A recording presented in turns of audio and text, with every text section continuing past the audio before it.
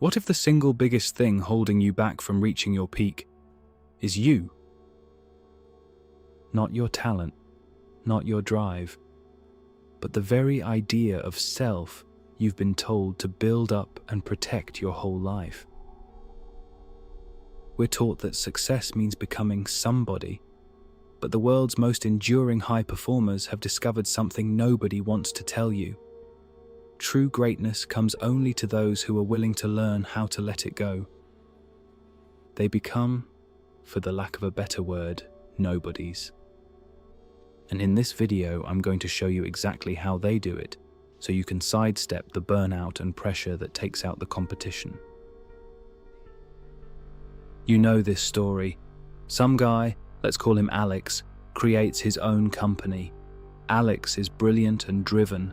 He builds his business from scratch until it eventually becomes an industry leader. He's on magazine covers and his name means success. His ego grows right along with his bank account. By every measure, he is a resounding somebody. But behind the scenes, it's a different picture. Every decision feels like a test of his genius, while every market dip feels like a personal insult. He can't delegate because, in his mind, only he can get it right. Criticism and feedback alike feels like a threat to his identity. He's totally alone at the top, crushed by the weight of the very thing he worked so hard to create. Eventually, 80 hours of work per week isn't an exception anymore. And mind you, that includes the workload as well as the exhausting mental energy of having to protect his status. Let's call this ego maintenance overload. It's the cost of constantly defending a fragile sense of self. And it is, and has been, an epidemic in leadership.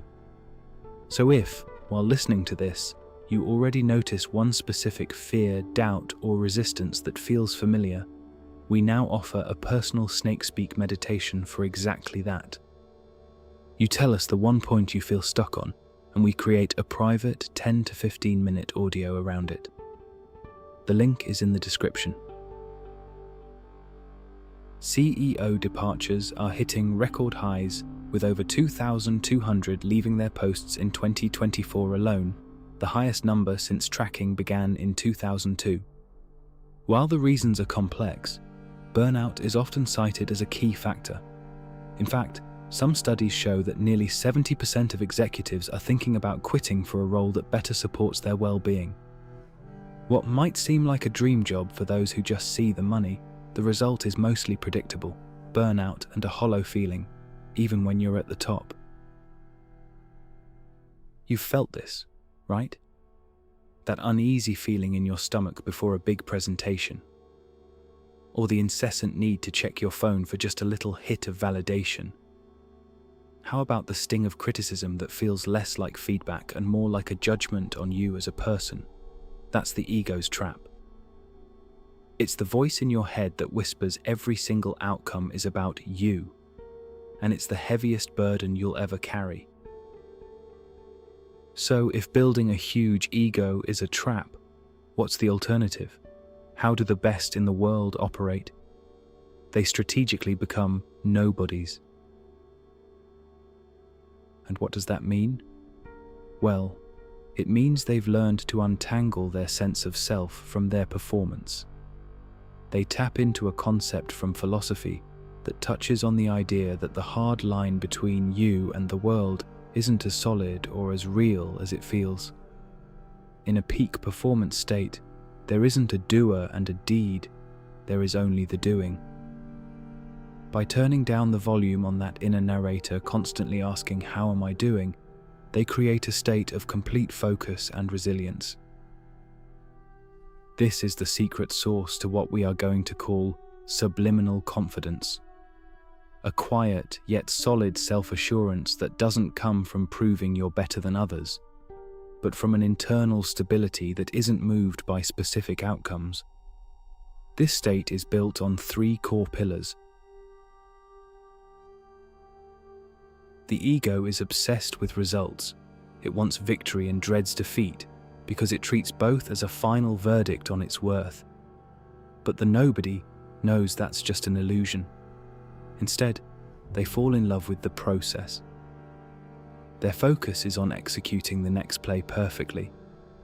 In sports psychology, this is known as a task orientation, where an athlete is motivated by the challenge and the growth. When you detach from the outcome, the fear of failure, which is almost always an ego-driven fear, starts to disappear. Setbacks aren't personal failures anymore. They are valuable information for the next rep. Athletes who focus on the task see losses as learning opportunities, not as a reflection of their worth. This creates a powerful feedback loop for constant improvement, without the emotional roller coaster of wins and losses. The ego is also a master storyteller. It keeps on building elaborate narratives to protect itself, often twisting reality to fit the script. Others are blamed for failures, while all the credit for success is taken. Feedback is filtered to hear only what it wants. This story is a shield, but it's also a prison. Becoming a nobody means committing to seeing reality as it is, without the story. It's the ability to look at a failure and say, "The strategy was flawed," instead of "I am a failure." It's having the humility to admit you might be wrong. High ego performers often struggle with this, which can lead to anxiety and a tendency to give up when things get tough. If you really commit yourself to this idea of becoming nobody, you will be incredibly adaptable. Why?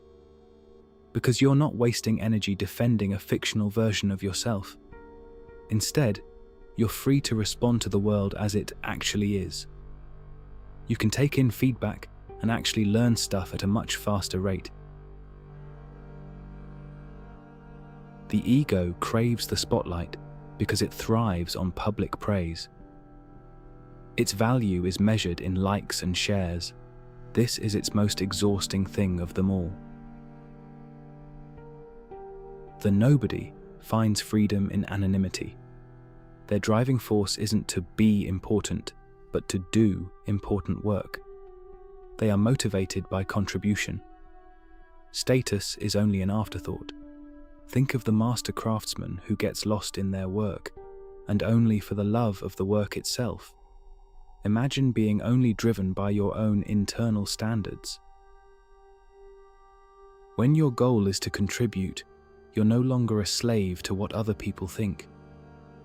You are free to take risks, to work on things that offer no immediate glory, and to find deep satisfaction in the act of creation itself.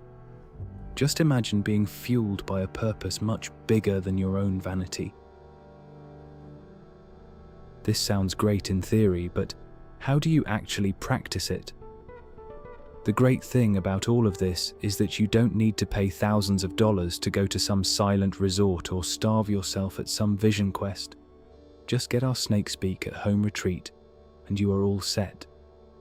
Until that time, however, you can implement the following 3 simple routines into your day. Before any high-stakes activity like a big meeting or some tough conversation about your neighbor's barbecue stinking up the whole neighborhood, try this simple sequence. First, take 2 slow and deliberate breaths. Feel the air enter and leave your body. Second, use a simple cue word that represents the task, like focus or execute. But you gotta focus. Third, feel a physical anchor, like your feet planted firmly on the ground. Routines like this are common in sports psychology and used by many elite performers. This whole thing should take less than 10 seconds, but it will cut right through the ego's anxious chatter and pull your attention out of your head and into the present task. The next time you feel a spike of blood pressure, just pause. Ask yourself this simple question: what exactly is being threatened right now? The goal is to turn your awareness back on itself. When you genuinely look for the solid, fixed self that feels under attack, you often find Nothing. Just a collection of thoughts and physical sensations. That realization alone is often enough to give you a vital moment of clarity and space. Of course, it goes without saying that this technique does not work in an actual life or death situation, so just be mindful about that. A few times a day, take 30 to 90 seconds to do absolutely nothing. Just be still and open your awareness. Listen to the sounds around you. Your neighbors moving around furniture for the 100th time today, the distant sound of traffic, your own breathing. Let them wash over you without labeling them, no matter how hard it might seem. Notice the space in the room around you. You're training your mind to change from effortful control to a state of receptive awareness. That is how you reset your cognitive load and remind yourself that you are the awareness in which a voice appears, not the voice itself. The conventional path to success tells you to build a bigger self, but to get to sustainable greatness, we have to look in the opposite direction. Create an anti-fragile identity, one that is adaptable and doesn't depend on any single outcome for its survival. Simply realize that the most powerful and resilient version of you is not a somebody who needs to be constantly defended, but a nobody who is free to just do the work. The great paradox of high performance is this: the less you there is in the way, the more of your true potential can come through. So for the next 24 hours, in one specific area of your life, try to focus only on the quality of your effort, not the result. Pour your energy into the process and just see what it feels like to let the outcome take care of itself. If you feel drawn to move beyond just understanding these pointers intellectually, if you want to truly see for yourself what you already are, we've put together a structured digital retreat to help guide that deeper unfolding. It's designed to gently take you from conceptual glimpses into a more direct, lived recognition of your true nature. We use clear, straightforward guidance combined with guided meditations that invite you to rest in what's already here. You can find the full retreat linked in the description below. And if you prefer to listen without any music or background sound, we now offer audio-only versions of the newest videos. They're available exclusively on Patreon. Check the description for all the details and how to access them.